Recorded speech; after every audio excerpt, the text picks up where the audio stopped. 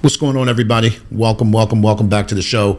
If you are here for the very first time, welcome to Behind Closed Doors with the Brookses. If you're returning, welcome back. I'm Glenn P. Brooks Jr. This beautiful young lady right next to me is the lovely...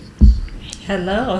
Good morning, everybody. Good afternoon, everybody. I am Cherie A. Brooks Jr., author, speaker, relationship coach, and co-pastor, and it is great to be with you guys here today. So, guys, we're going to get right into it. Today, we are live. So here's what I want you guys to do. If you're catching this by way of replay, put me in the chat so that we can greet you a little bit more personally. If you are here live, put the city and the state that you're tuning in from. And today, Cherie, we're going to talk about all the things. And I guess for those of you guys who are new, Cherie and I have been living here in Panama City, Panama for the last 2.5 years. And we share often, sort of the behind the scenes of our life. And today, babe, we're going to talk about condo living. Is condo life in Panama the right move for you? And there are a lot of people that are finding out sort of the hard way, in a sense, that they may or may not be about this life. Right. So many times when people are relocating here to Panama or relocating anywhere, a lot of times the U.S. lifestyle, in many cases, a lot of people have single family homes. You're accustomed to having your own yards, owning your property. And when you move to Panama in particular, number one, a lot of places are rentals. You can find a lot of condominiums for rental to rent. So you become a renter versus owning in a lot of cases. But there are some advantages going from a single family home to condo life that I don't think a lot of people consider. I think a lot of people come and they like, I got my 3,000 square foot house. I don't want to leave all my stuff. I want to bring it with me. And you can do that if you want. But there are some advantages to getting into a simpler life of condo life. So before we get into the advantages, let me just poll the audience really quickly. By virtue of those of you guys who are here live, how many of you guys, and by the way, shout out to Atlanta, Georgia is representing. I see you. Real for the world. Do me a favor, drop your name, your government name if you can. I'd love to enter. It's so hard to read handles because I think when we create YouTube channels, we don't mean to be aliases sometimes, but it's like, I don't know if that's Pookie or Pauky or listen. Do me a favor, put your name in the chat. We would love to interact and engage with you personally. Also, if you are here and you have questions relative to the subject that we are talking about or other things that you may have, we certainly want to be a part of doing that. Chrissy Martin, good to see you. Nice to meet you. Looking for directions to move to Panama. Well, you've come to the right place. We are definitely going to help you do that. And let me just say this also on the front end, guys. We are not relocation specialists. So Cherie and I don't do this for a living. In other words, we do not get paid whether you move to Panama or not, come visit or not. Like, that's not how or why we show up. We show up because we did this move, and there are so many people that are interested in it that they kind of just want to hear how it went for us. And there's some things that we can share and give you some insights on it as we go along. Okay, Steven, my man, that's what's up. Right. And so if you do want to, for lack of better terms, pick my brain, you can schedule a consult with me. There is a nominal fee to do that just for my time to be able to get on and talk to you about some things specific to you as far as what your interests are, and I'll try to point you in the right direction and give you a real boots on the ground perspective to moving to Panama. So that's enough about that. So today we're talking about condo living versus, well, not even so much versus single family living, but what are the advantages? Why condo living? Why did we is condo living for you? Like I said, many people in the US, when you've reached that point in life, you're considering retiring, you're considering transitioning life, you have a single family home, you've worked for that may be your forever home, but now you're thinking about doing forever somewhere else. You're thinking about moving to another country, you're thinking about moving somewhere, and in many other countries, condo life is the standard. And so today we're going to talk about some of the advantages of condo life. And so the first thing we want to talk about is convenience versus control, what you gain and what you lose. So condo living, for one, is low maintenance. So for me, one of the biggest pluses of us living in a condo and being tenants is that when something goes wrong, we don't have to fix it. we just pick up the phone and call somebody. And we don't have a lot going wrong. But when things need to be fixed, when things need to be done, that's someone else's responsibility. And so that takes a lot of weight off of us as far as having to worry about those things, especially moving to a new country. I wouldn't know who and where to go to find somebody to do the work anyway. And so that's one of the biggest conveniences for me. And as far as control, now you do lose, I guess, the control of being able to pretty much do whatever you want with the place, because particularly in the case if you're renting, you can't just go knocking walls down. You can't just go remodeling the unit that you're in. But ideally, you're moving the convenience will overshadow that, because if you wanted to do that, you could always buy a condo and have it designed yourself. Yeah, babe, I kind of want to take a quick step back, because I think that we might be assuming that, and I don't want to do this. So let me just give you guys just a little quick backstory. Panama City is the most developed city in all of Central America, and there's no other city in Central America quite like it. So let me just start there. And when I say that, meaning if you Googled Panama City, Panama, and I encourage you, go ahead and Google it. One of the first things you're going to see is this grandiose skyline that's very reminiscent of a Miami or Dubai. And in that, you ask yourself the question, is there any other kind of living than high-rise living? The answer is yes. Here in the city, there is that. However, it is not the majority of how people live. So when we're talking about, is that condo life for you, if you're considering moving to Panama City, particularly, Mexico City isn't like this, okay? It's a developed city, but you don't see high rises like this and that kind of stuff. So particularly where Panama City is concerned, I was having a conversation with Kevin, and he just posted that he never considered the fact that those condos are beautiful, but can I get with the idea of being 40 stories in the air? Yeah, that's something you do have to consider. And so, yeah, some of these high rises go 50, 60 stories high. And so that is something you do have to consider. I like living in a high rise, but I don't particularly want to be that high up, and we're not. And so those are things you have to consider as well. I mean, it takes a different perspective. Like I said, I think if you look at the conveniences of renting, and let's just go from renting to owning. Let's start there. When you own a property, you're responsible for everything. The outside maintenance, lawn care, any exterior and interior repairs, you're responsible for that.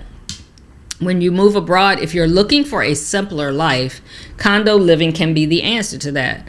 Now, you can rent a single family home as well, but there are some, I guess, and I'm going to say disadvantages to a single family home versus a condo. And what I mean by that, so typically condominiums here in Panama City, they're required to have a backup generator for the building.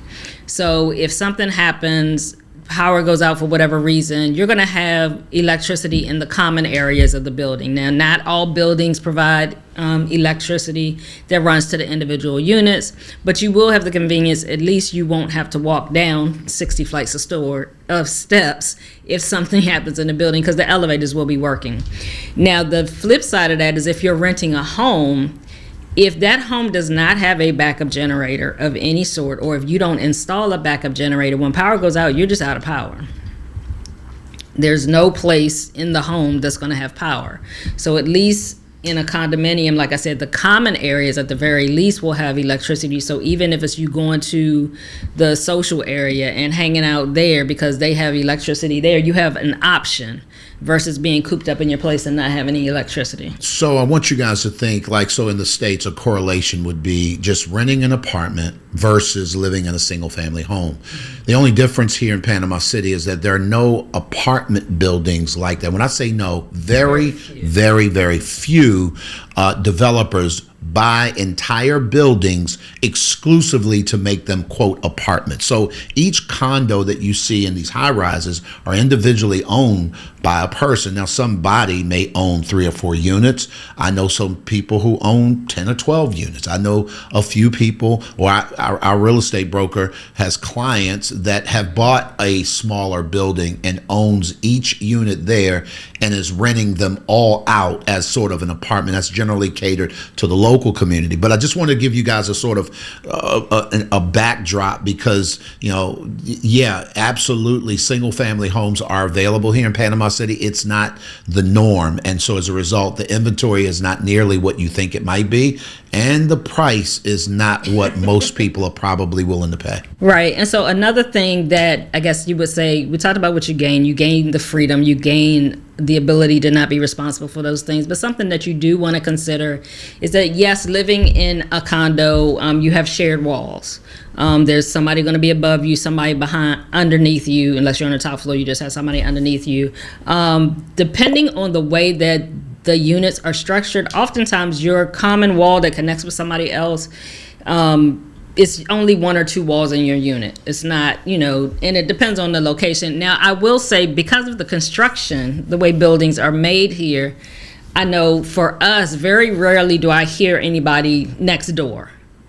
I don't hear them in the hallway. I don't hear anybody, like if I'm sitting in my bedroom, I don't hear the people next door. I don't hear them that way. The only time I ever hear noise really is if somebody, because the units here, the floors, we don't have carpeting. So you're going to have more than likely tile floors. So if somebody drops something hard on the floor upstairs, I'll hear that. But that's typically the only thing that we hear, or if they're moving furniture around and scraping something on the floor, which doesn't happen. People aren't moving their furniture every day. So we don't get a lot of noise in our particular building. I've talked to other expats in other buildings, and they don't seem to complain a lot about noise, interior noise. Now, depending on where you're located, in the city, you may have some exterior noise. If the windows are not double pane windows, if you're on an extremely busy street, you're going to get noise from that. And I will say most condominiums are going to be, because of the height, sound, because you're in the city, sound kind of reverberates up. So if you're on a busy area, you may get some noise. Like if you go out on your balcony, you may hear some things.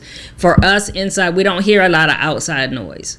And what we do is nominal. It's not disruptive at all. And so those are things you'll have to look at, is the area, what the streets are like, how is traffic around that area, to consider whether or not that's going to be an issue. But even if you're in a single family home, if you're on a busy street, you're going to have that same issue.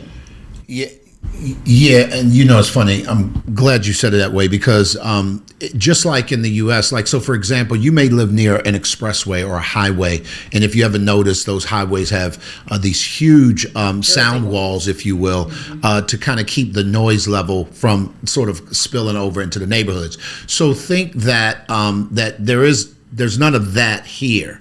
So unless your individual unit has a lot of protection, I know people who live 30, 40 flights in the air. And if you live somewhere like on the Avenida Balboa, which is where the Cinta Costera is, and that's the main skyline, I promise you, you're hearing all of that traffic, especially motorcycles and the party buses and stuff like that. And God help you if you're there during Carnival. That's a whole nother thing. And so let's move on to number 2. So security, community, and lifestyle fit. You want to dive into that? Yeah. So security, I want you to think of condos as a gated community. Each condo, generally speaking, is going to have 24-hour security of some sort, right? Different condos kind of have different levels of security, especially depending on the part of city you live in.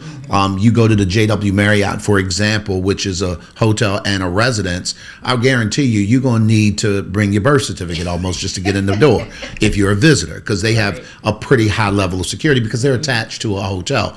Whereas for us, we have a 24-hour concierge, we have a 24-hour security, but those are unique to each building. So when you go, if you're looking, make sure you inquire about that. But I would say it's absolutely safe. No one's walking into your building in general, off the street, knocking on your door random, talking about, I was just in the neighborhood, I thought I'd stop by. Right, yeah, that's not going to happen. So even the buildings that may not have a concierge or do not have a security guard on staff 24 hours a day, there's a gate, there's a locked gate that you have to go through to get into the building. So every building, think about it, is its own gated community. there's a gate, there's a lock, there's something that prevents people from just walking in and out. So for security reasons, it's extremely safe here because, like Glenn said, nobody's going to just randomly walk in your building and be able to access the units in the building.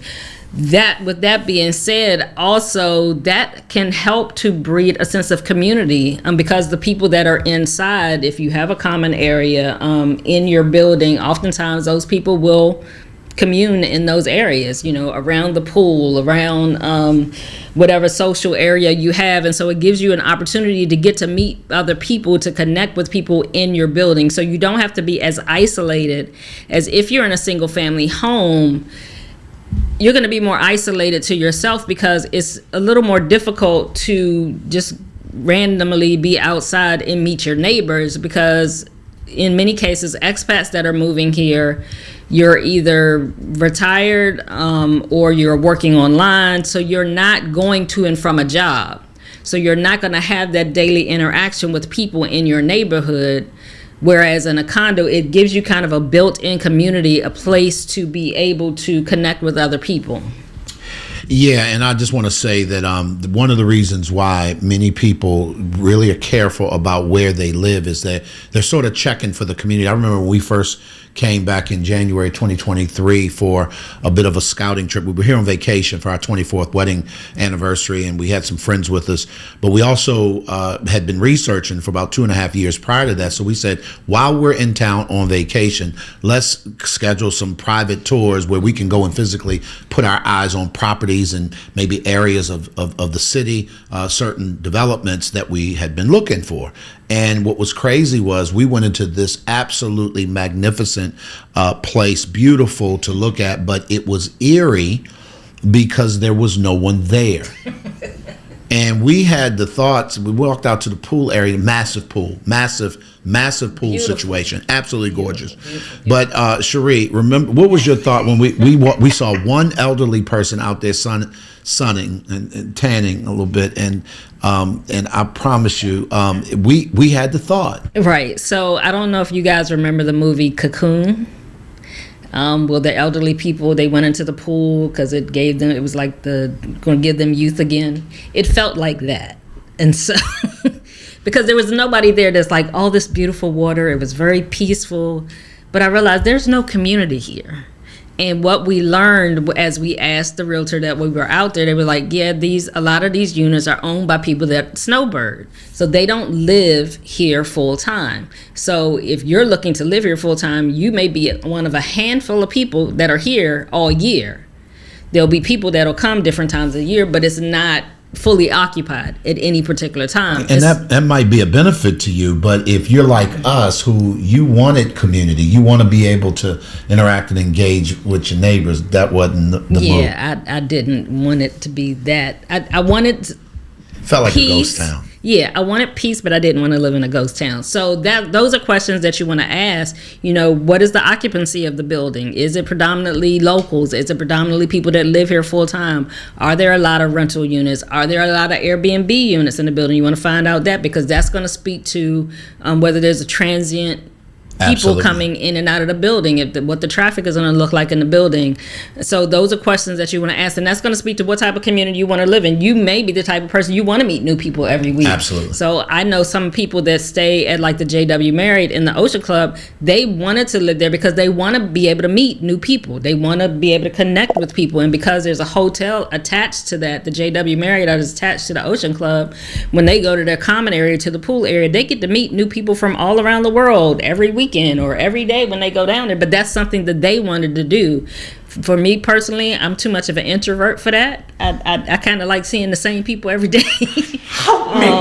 And that just wasn't for me, but it may be for you. If you're an outgoing person and you want to meet people, you want to ask that. You may want to be in a building that does do Airbnb and that has that type of flow of people coming in and out. Real quick before you go to the next one, I want to say hola, como está? Brady from Springfield, Illinois. If you are viewing us, do us a huge favor, drop it in the chat. What city, what state, what country are you viewing from us? Viewing us from. I often like to kind of get an idea of who's where. It helps us from a marketing standpoint. It helps us also when we're planning things, the kind of people that might be tuning in and where they're tuning in from.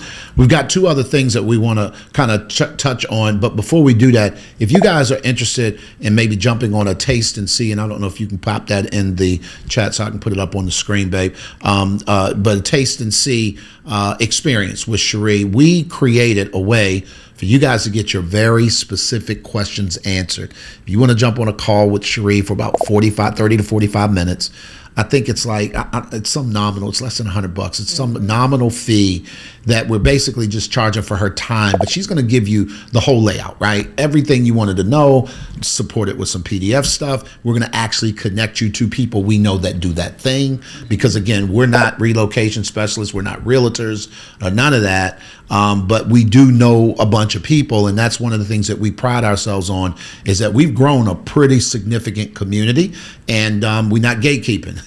If you got a need, I probably know somebody who can help fulfill that need. Are they the best? Well, I can tell you this, they who I choose to work with. Are there other people? Sure, I'm sure, but we don't get any kudos back from that, other than the fact that we want to help you guys find the easy button, because we did. Yes. And we just want to help you guys do the same. Right. So as we're talking today, if you guys have any questions in regard to anything that we're talking about, if you got questions in regard to the convenience, if you have questions in regard to, what can I do in my unit? I know you said I won't have the same controls as if it was my own home, but what will owners usually, what are some things they will let you do to your unit? If you're concerned, have any questions in regard to security, if there's a particular area, anything that you have questions, post it in the chat. We want to try to answer your questions while we're here today.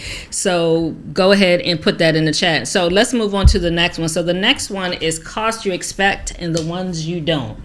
So living in a condo, so renting, and we're going to talk about renting a condo. You're going to have a flat fixed monthly. Don't do that, because I can hear Oh, sorry.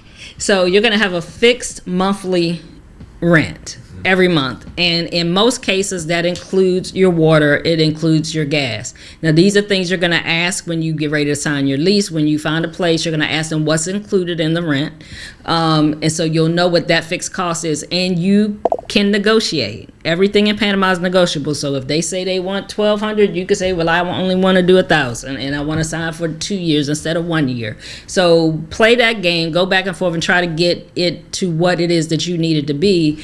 And usually the only other expense that you will have outside of that will be your electric, and if you get internet or cable service, that'll be something that you'll be responsible for. Now I will say this, and I've talked about this before, electric here is a gamble, I guess is the best way I could put it. There's no I don't want to say rhyme or reason, but it varies from neighborhood to neighborhood. The rate that they charge varies from neighborhood to neighborhood, building to building, and it varies significantly based on your individual usage. So I like to tell people often, you can ask other people what they pay for electric, but unless you run yours exactly the same as them, it's not going to equate. And so there are some people that keep their AC on 24 hours a day, every day, because they just want it frigid in their house. So their electric is going to be one thing. For us, we are in a building that has the individual inverter units in each room. We run it in the rooms that we're in. We don't run them in the rooms that we're not in most of the time. We keep the doors open, keep the air circulating. We may run a fan. So that way, the place stays comfortable, but I don't need it freezing cold, for me. Now, there are other people, there are a few buildings here in Panama that have central air. And so that's going to run a little different because it's central air. Most buildings have the individual units, though they don't have central air. Yeah, I had a thought, and it's actually two thoughts coming together. So when it comes to central air, don't think of central air like we use central air in the U.S. First of all, it's generally not something that you're going to find, like Cherie said, in every single unit. It is not the standard, if you will. So I want you to, I'm trying to help you adjust your expectations. Central air is not the standard. You're going to get central air in public places, the grocery store. You're going to get it in hospitals. You're going to get it in government buildings, agencies, places where you're going to go and do business. If you have to go, and get a driver's license, like where you go is going to be central in a lot of regard. In the homes, both new and old, they're generally inverters, and that is a good thing we have found because it is an incredibly economically efficient way to turn your air on. Now, when Cherie talk about electric, and this is the other thought I had, babe. Excuse me, I'm sorry. Okay. Yeah, I'm good. There are very few. So when it comes to like your kitchen, for example, I'm thinking about people who like electric ranges and things like that, electric ovens. Obviously, the more you have pulling on your current, the more it's going to be. The other part that I need y'all to also understand is that there are very few outlets and competitors when it comes to paying your electric. A matter of fact, I think there's only one in the city. In the city, there's one. In the city, there's one electric company that I'm aware of, and that's Naturgy. And I think they pretty much have a monopoly here in the city. So, and by the way, if you're here in Panama and you know different, put it in the chat. We certainly don't profess to have all the answers, but the point I'm making is that it doesn't make for much competition. And so therefore, pricing is, when I say random, y'all, please don't find yourself comparing what you want versus what other people have. We stopped asking, how much do you pay? Right. What a better question would be, if let's say you're here in the country and you're scouting and you are being escorted, or you got a real estate professional, and by the way, if you need someone, we've got a guy that can help you, and they're really, really good. But the point I'm making is, you can ask for the owner of that unit, like, what's the average, what of this particular. It will be a little bit better. What Cherie's got I'm sorry. Yeah, I mean, you can ask them but it depends on how they used it. So Panamanians, their tolerance for heat and cool is different than many of ours. So they may, and also many of them work. So they're not in the home 8 to 10 hours out the day. If you're going to be home in the house different, that's not going to compare to what they were using it for. So, I mean, you can use that as kind of a baseline, but don't use that as religion, this is what you said it's going to be, and it's not going to change. Just be willing to be flexible. Make sure that you build in a budget. Give yourself a range to handle your electric. And usually, and I'll be honest, most people, their first couple of months here, they were like, oh my gosh, I can't believe it cost that much. But they had to learn how to use the AC unit. So like in the States, we're not used to having inverter units. Most of us have central air. So just learning how to adjust that, it's an adjustment period. And so, budget for that, for it to be a little more expensive, maybe in the beginning, until you learn how to regulate it and get it to where it is that you want. The other thing to consider, so we talked about that, your gas and your water usually is included in your rent. Gas here is not natural gas. We recently did a video. We talked about when the gas was off, because they do maintenance every 2 years, but it's propane gas. And so that burns very differently. That's why usually that's included in the homeowners, their maintenance fees. Usually the water and the gas is included in their maintenance fees. If they're paying their maintenance fees, you don't have any problem with that. And usually they're paying that with their mortgage. It's like a HOA fee that they're paying. Speaking of which, can we answer the question that's just popped up? Yeah. Are there HOA fees with living in a condo there like in the U.S.? If you're purchasing, yes. In most cases, when you rent, it's usually rolled into the rent. I have heard of 1 or 2 people that the landlord, they paid rent and they were required to pay the fee. But most people, the majority of people that I know, that is usually rolled into the rent. It's not a separate fee, and I would negotiate that if they did ask me to pay that separate, because that's really their fee for owning the unit. That I shouldn't be necessarily responsible for that, because it covers things that, I'm living there, areas, but that's something they should have to pay regardless, because it's their investment. So they do pay a fee, and if you purchase a condo here, know that yes, there is going to be, they call it a maintenance fee rather than an HOA fee. So there will be a fee that you pay, but it operates just like a HOA fee. It covers the common areas, covers the gas, The gas, the water usually covers for trash removal. It covers all those things. Any maintenance that's being done in the building, that's all included in that fee. And so the owners are responsible for that in most cases. Yeah, shout out to all of you guys who are tuning in live here. We got about 29 of you guys on the call right now. Again, shout out to Southern California is in the building, Albany, Georgia. Albany. Georgia is in the building. That's Team Robertson. We know them in real life. They're good people. I can't wait for you guys to get back. We're going to turn up. By the way, if you guys are traveling this way, if you're ever coming to Panama, whether it's to visit, vacation, scout out a trip, we would love to meet you. We do a standard meeting once a month. It's called First Saturdays. It's at Mika Cafe in San Francisco. They got several locations. You want the San Francisco, Panama location. We would love to meet you. We're there from 10:30 to 12 noon. It's a gospel brunch. But it's turned into, we just celebrated a year of doing this every single month. It's turning into somewhat of a networking kind of a meet and greet. It's a place for you to connect with other people. And again, this is where I often caution you guys who are doing your research. Listen, don't know one person know everything. And things here in Panama are so fluid. Be really careful of how much stock you put into an individual's report on anything, including ours. We often will remind you, please do your own research. There's so many things that are happening so fluidly that just because we said it last month don't mean it's the case this month and those kinds of things. So we want to just throw those kinds of disclaimers out. But if we'd love to meet you guys, love to connect with you guys. Mika's Cafe is a great place to do it. Again, every first Saturday. And I just had somebody, babe, reach out and say, we're coming in March. Are you guys going to do that on first? Yes, Lord willing, the creek don't rise.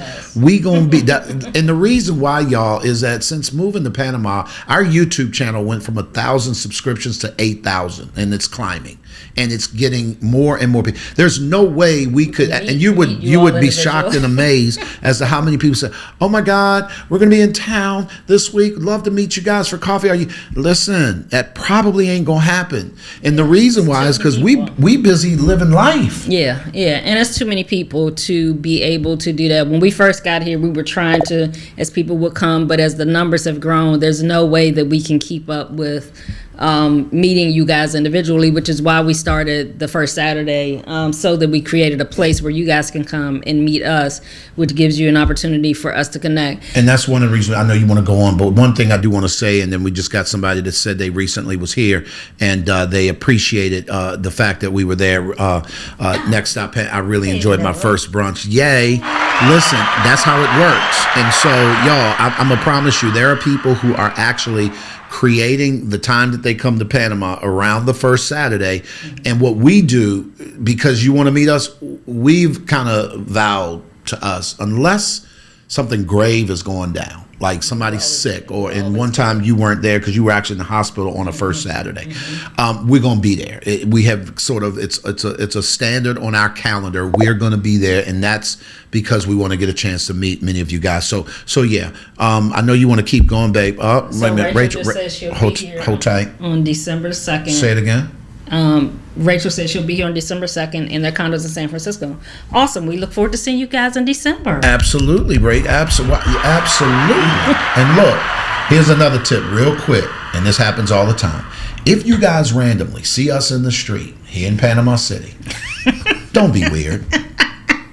What do you mean don't be weird? Don't be, look. Be over in the corner and be like, oh, I think that's them. Yeah, I think. And look. Then they get to taking their phone. Yeah, oh my God. And this is what the eyes are saying. Now, meanwhile, we generally, when you see us, we're going to probably be with other people because we love hanging out. No, we may be by ourselves. And we may be by ourselves, but here's what we would like to do. If you want to be a human, we would love to meet you. But come over, introduce you. Remember that time we was in? No, don't. Because it might put them on blast. Yeah, don't do it. Don't do it. Y'all. If you come over to us politely, excuse me, hi, my name is so and so. I watch you on YouTube.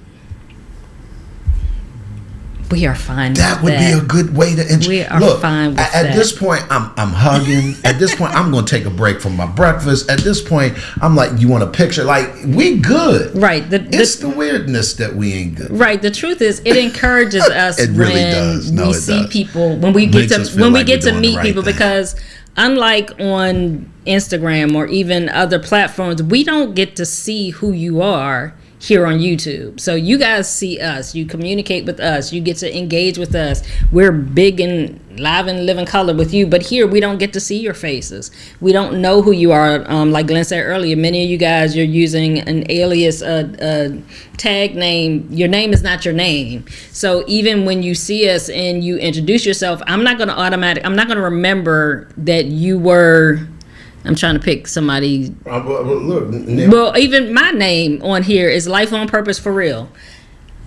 You would, if I went to your YouTube channel and I said, "Hey, hi, my name is Cherie. I watch you online," you would not equate that to me being Life on Purpose for Real. So I'm guilty of that too.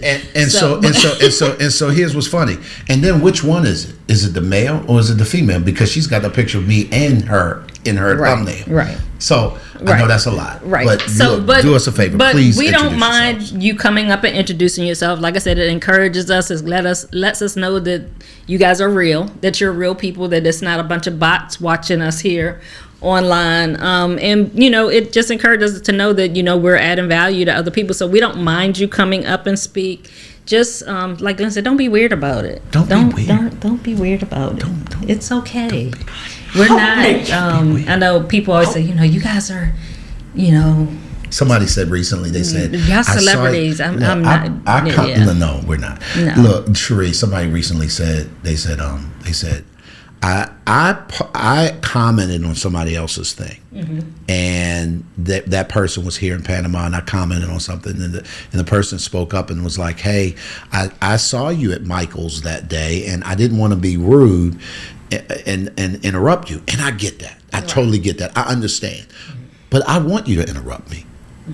Just be a human about it. Right. That's all. And the reason why is because, again, y'all, when you don't get paid a paycheck to do what we're doing, the energy, the planning, like we're literally planning on how we're going to create enough content so that when we go on a cruise later this month, the truth of the matter is like, how are we going to? So that's planned. So for us, it's like, are you kidding me? Let us know and let's do the things. Right. So come up, introduce yourself. Don't feel weird about it. If we got food in our mouths, just, say hey and keep it moving.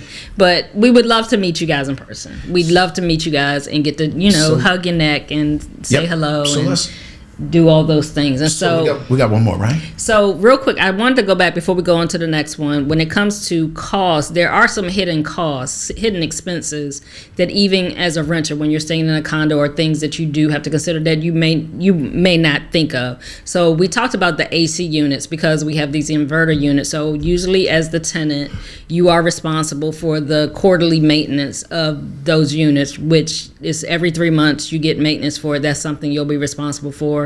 It can range from $20 per unit to $40 per unit, depending on the company that you use to come and do the maintenance. And like I said, that's something you do every three to 4 months. Other expenses that you'll incur will be, you'll want to do, an annual or biannually maintenance check on your appliances, the refrigerator. Like if you got a water filter in your refrigerator, have the washer and dryer checked to get the dryer vent cleaned out. These are some of the things you would do in your private home if you had a home, but because as the tenant, oftentimes that's something you want to do for your own safety, peace of mind, so that I'd rather do that maintenance than it just stop working. And build a good relationship with your landlord. That part. Whoever is managing the property, try to build the best relationship that you can with them. Stay in communication. Don't, if something's not working, let them know right away. Don't wait and try to figure out stuff on your own. Do not do it yourself, because it's not your property. Because if you go to fix something and it winds up not working, you're going to be responsible for the whole cost of taking care of that. That's their responsibility. Let them know. Oftentimes, I know in our situation, whenever there are things that need to be done, the landlord will tell us he'll arrange for it to be done and tell me to just pay it and take it off the rent the next month. So because he's out of the country versus him having to wire money back here. And so, build a relationship with your landlord so that you can make sure that things get taken care of in a timely manner. And I'm going to say this in the nicest way that I can. Don't be that expat. And what I mean by that is that I often hear Panamanians complain that particularly Americans come here and have to them what is unrealistic expectations, and you want everything done right now the way that you want it done. Not to say that you can't still request for things to be done, but you do have to learn the culture here. Like, things don't happen as quickly, and we've talked about this before. Things move a little slower here, so you have to be patient. So if you call your landlord at 10 o'clock at night, he may not respond to you for a day or two. Now, if it's an emergency, hopefully you have the number to the building maintenance people, the building management. So if it's an emergency, you can contact them. But, and also the better your relationship with that landlord, the quicker they're going to respond. But then also know they have to arrange to have somebody come and do it. And that takes time. Yeah. And I wanted to interject before we get on to the last one really quickly where that's concerned. When Cherie talks about developing a great relationship with your landlord, I think it's equally as important to develop a great relationship with the people that manage the building itself. And the reason why is because in a lot of ways, especially if it's an emergency and it's not that big of a deal, you can figure out a way to get something done until your landlord gets back to you. Yeah. And I just now again, that's landlord to landlord. We don't have them problems. We were blessed, and you may be fortunate in the sense that you find the person who's super responsive. But these are things I want y'all to pick up on when you are shopping. Like, listen, let me tell you, we're relationship coaches. You see all them books on the wall? We wrote all of them. We know personal development. We understand human behavior. Let me help you. Generally speaking, when a relationship starts off rocky, it's setting a tone for that's the way it's going to go.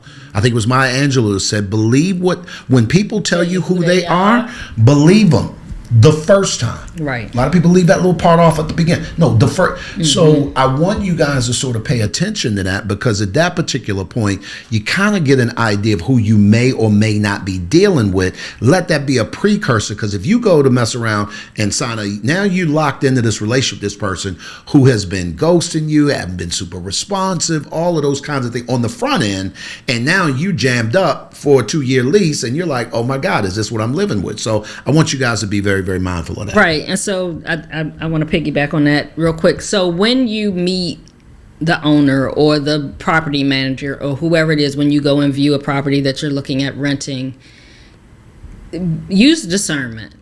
If they seem standoffish, if they're not answering your questions, if they seem to be putting off, if even when you're doing the contract negotiation, if they're not really trying to make any concessions, if they're not willing to give at all, I would say those are red flags.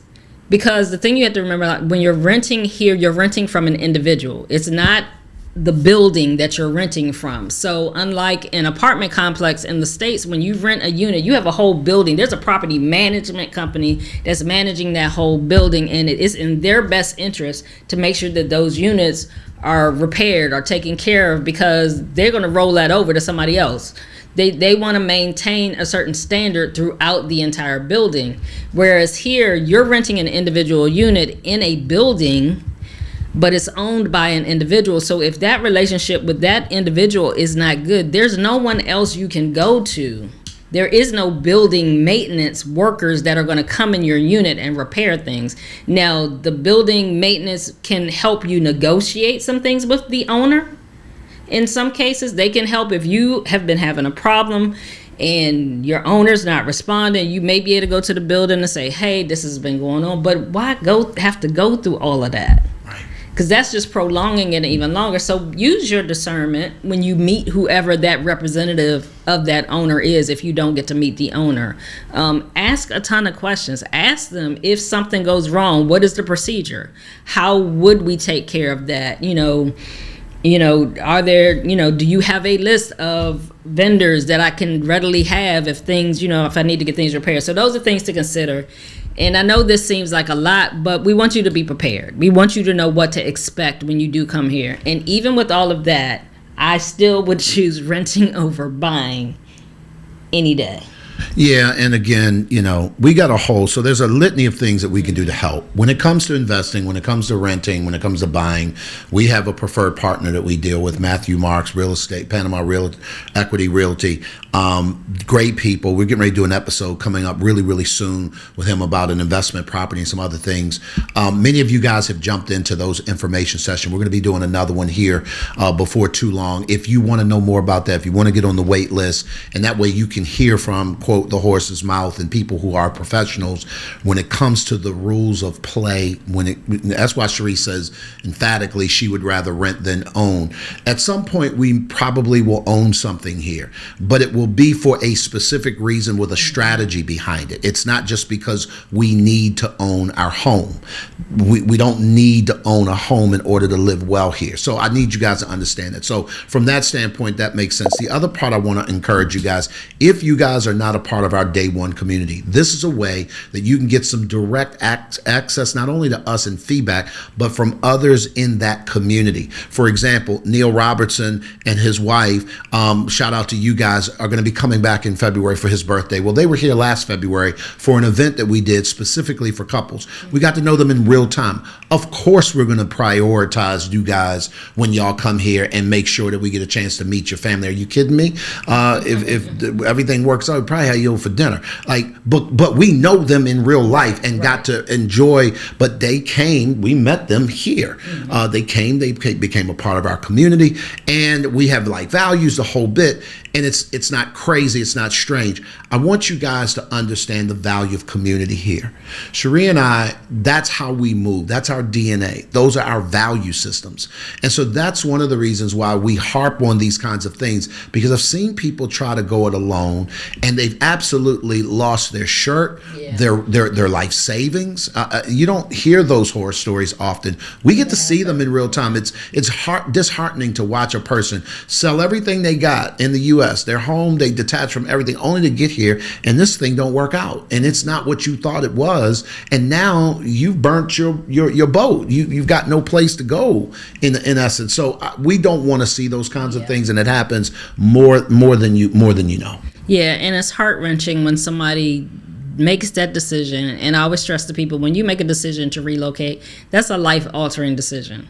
So you want to have as much information, be as prepared as you possibly can. And even with that, know that things are not going to still go according to plan, but you build a cushion for that. And so by being prepared, by knowing, I like to say worst case scenarios, at least you won't be shocked. You won't be taken aback when something does go left, because you're like, okay, I knew this could happen. And so I prepared in case this did happen. Right. Hopefully it doesn't. Right. But if it does, you're prepared. And so as we get ready to close out for today, and once again, thank you guys for tuning in today. If you have any other questions, please put them in the chat so we can try to address them before we get off. But the final thing is how your vision of living liberated shapes your choice. You have to know what your idea life that you're looking to live when you move abroad looks like. You need to have in your mind what that looks like, what living liberated to you looks like. For us, we wanted to be in a place where we could build community. We want to be in a neighborhood where we could immerse ourselves in the culture. We wanted ease of life. We did not want the stresses of owning initially when we moved here. We didn't want the responsibilities of having to maintain a property. We wanted to come here and just easily settle in so that we could get immersed in the culture. It's enough learning in other areas that we had to deal with learning the language, learning the culture. We didn't want to have to come in and have to deal with those other day-to-day things. And so we have chosen an easier life because that's what living liberated for us looks like. But you have to determine, what does living liberated look like for you when you move abroad? What is it that you're expecting? What type of lifestyle do you want? I recently was on a call with a couple, and the gentleman was sharing he wants to have a yard. He likes cutting his grass. he wants to have that when they move here. And so they are going to look for homes. They're going to look whether to rent or buy. They're going to be looking at homes that have a little bit of grass, because that's something for him that gives him life. And so that's something that he needs when he moves abroad. You know, Sheree, I'm glad you said that, because what gives you life and what gives me life are two different things. And we live in the same house. I'm just going to say that. Fellas, listen to me carefully. It's important for you to speak up and talk about what it is that matters to you. Ladies, listen to me very carefully. It is very important, if y'all come in here as couples, to speak up and talk about what matters to you. For Sheree could sit in silence all day long and enjoy the view. That's going to drive me bananas. So a compromise for us was to have a place that overlooks a part of the city that gives us greenery. And we can see the jungle from our vantage point. We thought we wanted to see the ocean, but we realized very quickly that most views of the ocean are boring, particularly at night, depending upon where you're located and situated. So that's a whole nother thing. And I'm getting to Carmen's question. Sheree and I had to get really clear on who we were, what we wanted, what we needed. I need to be around people. I don't want to be out in the interior. You ain't going to catch me in Boquete. You couldn't pay me to live in Coronado because it ain't enough people there. But for other folks, that might be your thing. So again, it's not for us to decide what you want. It's for you to decide that. The beauty of it is that Panama can pretty much deliver it, whether it's beaches or mountains, whether it's, pools or puddles. Like, it's the jungle for some. It is not for others. They don't want to be nowhere near insects. Well, you can get that on the 45th floor of some high rise. You're not dealing with scorpions and this, that, and the third. And do you get what I'm saying? So you have to do your own research. You have to know. And to get to what Carmen is saying, first of all, and I see you, babe, visiting holiday, Christmas, beautiful time of the year to visit. Panama is a whole vibe during Christmas. I promise you're going to have a good time. What area would you suggest staying in? Sheree, you want to answer that? Yes, so it depends on what you want, Carmen. If you want someplace that's going to have night activity, like restaurant, bars, things like that at night, I would strongly suggest Casco Viejo. It's going to be extremely festive. There's a lot of activity at night if you want to go out and do things like that at night. If you're looking for you want access to stuff, but you don't want to be necessarily in the hustle and bustle. Anywhere in El Barrio, Marbella, even El Cangrejo will be good areas here in Panama City. So I would look at those areas. Like I said, if you're looking for active nightlife, I would look at Casco Viejo. If you're looking for access to everything, Marbella, El Barrio, and El Cangrejo would be good areas. I'm gonna need you to use your Spanish words when you're talking. Anyway, and I'm not talking to her. She knows better. You maybe not. Anyway, and we may have to do a Spanish word of the day and teach them how to pronounce Marbella. Marbella. It's not Marbella, because they will look at you like you got three heads. Marbella. See, anyway, we're not talking to you. Carmen, really quickly, another place, and I noticed you said specifically close to everything. I'm a fan of the Avenida Balboa when it comes to close to everything. Sheree is huffing and puffing, and let me tell you what I mean when I say that. One of our favorite hotels in all of Panama City is on the Avenida Balboa. It's the Panama Hilton. And the reason why is because the views of it gives you a sort of a 180 degree or 360 if you go up if you're looking from the city side. But you can see all of the skyline, all of the bay from that area. And it's it's a few minutes from Costco. It's a few minutes from San Francisco. If you want to go to the mall, it's central.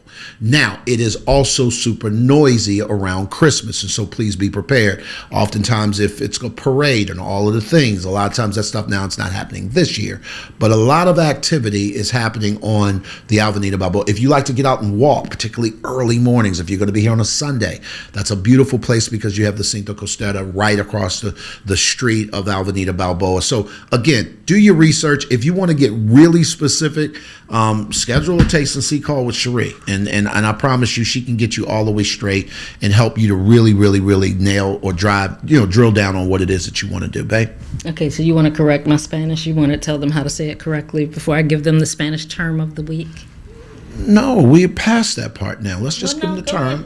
Correct corrected so that they say it correctly. Okay, Because your accent is much better than mine. His accent is better than mine. Well, let me just say it this way, and it's not that I'm being a snob. I need y'all to understand, when you come to this country, it's a good idea for you to begin to learn not only the language, and the pronunciation is not as important as understanding what you're saying. But there's a difference between anos and años. Okay, cumpleaños, that's happy birthday. Cumpleaños would be happy anus.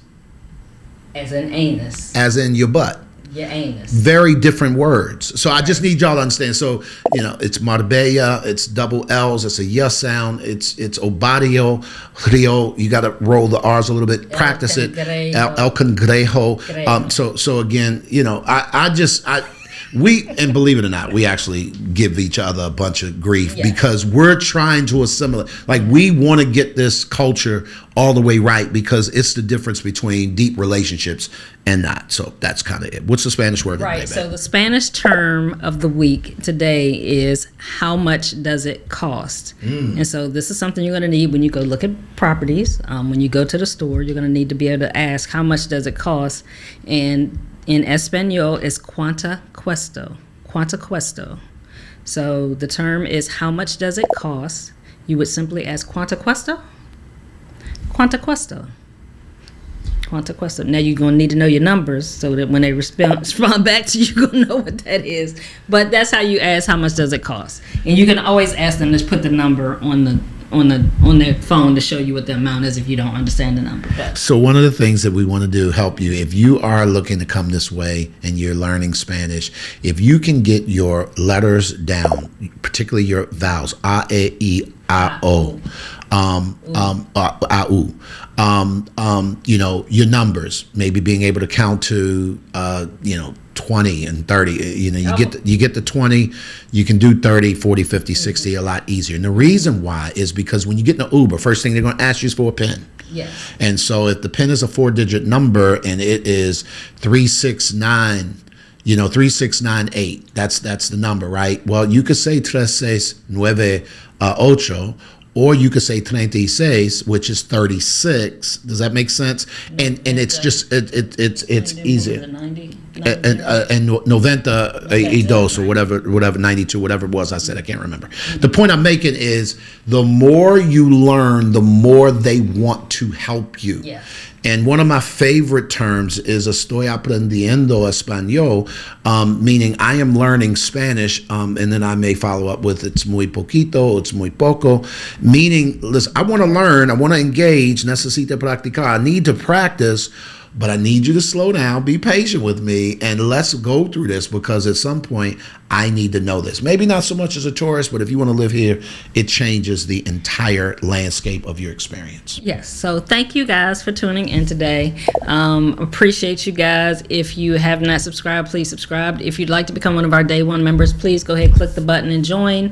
And check the links in the description to either connect with us when you come to Panama for our first Saturday, or join us for Bible study weekly, or schedule a taste and see with us, and just learn more about us by checking out the various links in the description. Also, some recommended providers for transportation, things like that are there as well. I'm done. I thought you was going to say something else. Guys, listen, I appreciate y'all for being here. We'll be back next week. Not sure what we're going to be talking about, but I'm sure it'll be interesting and engaging. And by the way, if you guys are not Day One members, definitely want to encourage you to do that. If you're not a part of the real estate investment wait list piece and you're interested, sign up for that, because that way we can get you connected to people who get paid to give you information. And at the end of the day, here's what I can promise you. You cannot get to any place of significance by yourself, because we all need some help. We'll see y'all next week on another edition of Behind Closed Doors with the Brookses. I need somebody, That'll be good. not just anybody. I love it. We'll see y'all next week. Bye.